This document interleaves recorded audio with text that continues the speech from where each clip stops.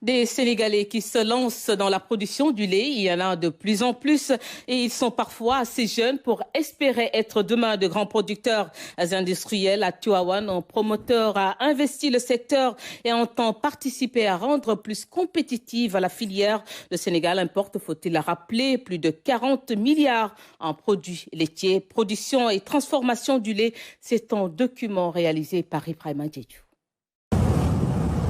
À quelques 80 km de Dakar, sur la route nationale numéro 1, en passant par l'autoroute à péage, se trouve Niassane, la cité de Cheikh Mamboukounta. Entre les rails de la ligne Dakar-Bamako et une forêt de palmiers qui sépare ces localités de Tivaouane, se niche la ferme intégrée Al-Maktoum Al-Amina, les deux derniers khalifes généraux des Tidjanes, avant l'actuel Serigne Babacar Sy Mansour. Je vais vous amener voir quelque chose d'assez inédit. Ici, c'est un peu perdu dans la nature, mais ça va peut-être vous inspirer, vous donner une idée de ce que les Sénégalais entendent faire en matière de production laitière. Pour accéder à l'enclos, il faut des équipements de vétérinaire. Docteur vétérinaire. Ici, nous avons des vaches de race Montbéliarde et des vaches de race Holstein.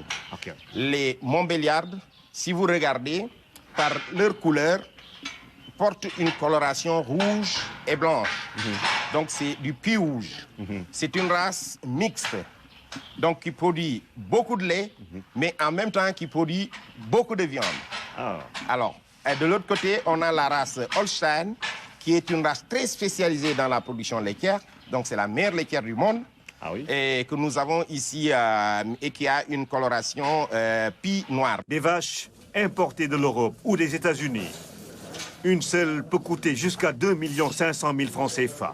Mais avec le programme de subvention de l'État du Sénégal, le propriétaire a pu les acquérir à des prix que son budget pouvait supporter.